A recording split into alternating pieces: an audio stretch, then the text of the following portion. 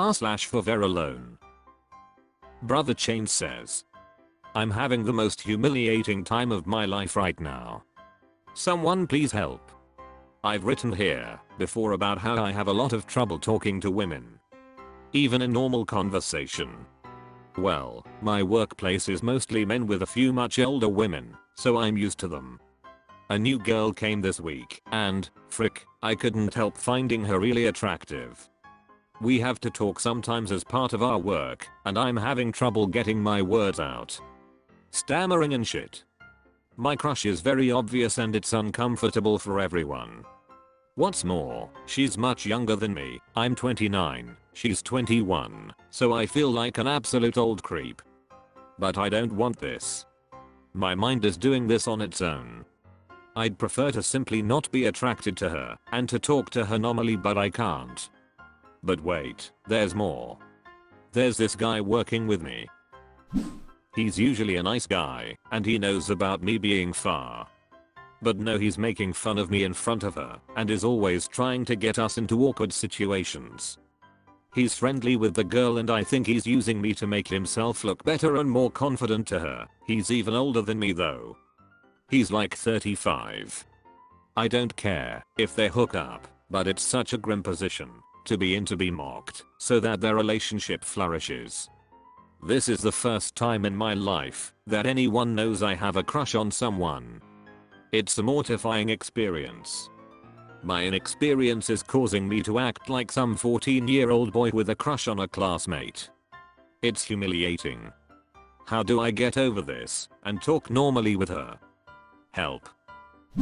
Sajin Tough Margaritas says, pretend she's already seeing someone or married. Remove yourself from the maybe I have a chance in your mind. Intelligent_plan71 says, it's already over. It's an unwinnable situation once you've been crushing and acting desperate. It's not attractive and there is no chance that the other party will see it as cute and endearing. Minimize the damage and move on. This is why it really helps to work from home. However, in your case you just need to minimize contact as much as possible. 72ND_ account says, I went through a very similar situation last summer, and if I could go back to give myself advice, it would be to calm down. Set intentions, set boundaries, and most importantly respect yourself. Don't let a pretty face trigger your insecurities. Keep interactions professional. If you're feeling particularly bouncy, I'd even attempt to clear the air and be truthful if you're put on the spot again by your coworkers. That way there's nothing held over you. Melafee says, so, I could be wrong, but sometimes when men mock other men in front of pretty girls, it isn't just because they want to hook up with her. I mean, that is often part of it, but in order to be worthy of ridicule it'd have to be some kind of threat. If it was easy for him to get with her, he wouldn't need you as a comparison to put down. He'd just go for it. By calling you out, he's basically admitting that he also feels he has only a slim shot, and he thinks he can sway her by showing he's the better option in front of others. A more charitable interpretation is that he actually thinks he's being helpful by ribbing you in public. Some men aren't good at showing camaraderie in any way that isn't joking around or putting you down. I think it's just a socialization thing. That aside, in terms of your crush, it can be difficult to control your automatic reactions. I had a crush on someone who sat at the desk across from me for about 4 years who was also much younger than me, open floor office planning, and I hard blushed a number. r/ForeverAlone. Sad cringe me says, I don't know why I thought she liked me. Well, another rejection. Told me I might not look good. I'm good though, whatever that means. I play basketball. And that's it. She told me I'm sure some other girls will like you for who you are without looking at you. I thought we were onto something. It's the same thing. She made me feel confident so easily, so effortless. I don't know. Gonna spend the last day of the year. Frick, I'm depressed again. Siuxlinus_ACC says, might sound rude, but there are people who confuse friendliness with romantic interest. Maybe she was just friendly, but you misinterpreted it? Bobby Mackey 101 says, been through this shit, I gave HP. r/ForeverAlone. James 0621 says, hate the talk to people advice. They really don't get it. After years of failure you grow more cynical and reclusive, and the last thing you want is someone running up to you like everything is okay. People act like you weren't allowed to have a bad day. Particular Single 2830 says, I converse with people all the time, and let me tell you, it has meant absolutely nothing. I'm still alone, and people still chastise me. Being social might help some, but it is not going to universally work for everybody. No Mere Abbott says, they're the same type of people that tell you to cheer up when you're depressed. They tell you to stop whining when you have something to get off your chest. They tell you to suck it up when you've had bad luck. And they tell you to get over it when you're in pain. It's the kind of advice someone gives when they don't really care. Just ignore them. r/ForeverAlone. Rathvic2 says, that moment when you read Reddit threads about oblivious men not realizing a girl was interested in them and noticing that none of the signs applies to you. Well, at least there's nothing to regret about, no missed opportunity, because that should first exist. Trevevert says, one of the worst parts about being far is that, even if I did get signals, and I did notice them, I wouldn't even know what to do. I would have no idea what to do with positive interest. Eat Grits and Pie says, at the risk of missed opportunities, I find it better to avoid making assumptions about anything. Even if there were ever to be mutual interest, what good would it do?